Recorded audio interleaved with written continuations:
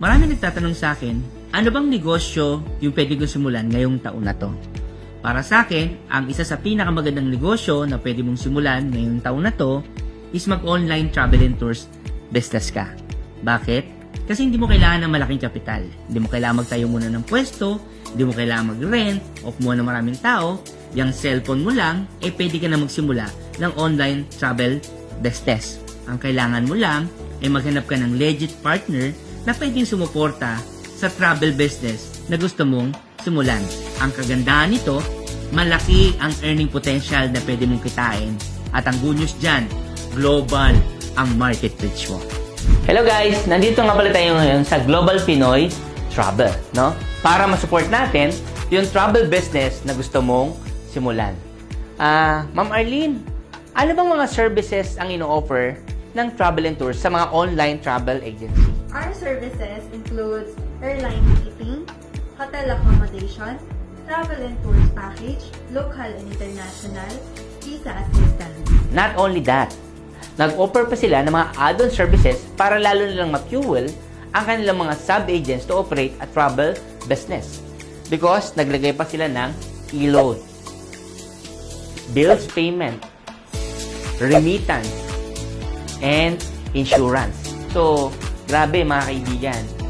Lahat na ng services ipinrovide sa'yo para ma-fuel ng gusto ang travel business mo. Ang news dyan, ang Global Pinoy Travel ay accredited pa ng mga prestigious agencies na kailangan ng isang travel agency. Katulad ng IATA, PTAA, UCTA, PhilToa, at marami pang mga agencies na kailangan salihan ay member ang Global Pinoy Travel. Not only that, dahil ang Global Pinoy Travel ay 12 years nang nag-ooperate sa industry, ang dami na niyang awards na natatanggap, especially sa mga airlines dito sa Pilipinas, katulad na lang ng Cebu Pacific. These are the few awards na meron ng Global Pinoy Travel. So, unang award nila ay noon pa 2018. So, since 2018, tuloy-tuloy ang award na natatanggap ng Global Pinoy Travel. 2018, 2019, 2020, then nag-pandemic na. Na-awardan pa rin siya. And lastly, nag-award ng 2022. Pasok pa rin ang Global Pinoy Travel sa award sa Cebu Pacific. Then, hindi lang yan. Pati Philippine Airlines, awarded siya. Then, Air Asia. Tama? Ang daming awards na natatanggap ng Global Pinoy Travel. Kaya, alam mo na ngayon kung saang travel agency ka pwedeng sumali para ma-fuel yung travel business mo. And recently, this 2024, nagbigay ng awards again ang 3 airlines. Ang good news dyan, meron na naman tayong award sa Air Asia. Sa Crimson Hotel, Alabang, awarded na naman siya. And the Philippine Airlines, award na naman tayo. Diba? And Cebu Pacific, this year, 3 award na naman ang nakuha natin sa 3 malalaking airlines.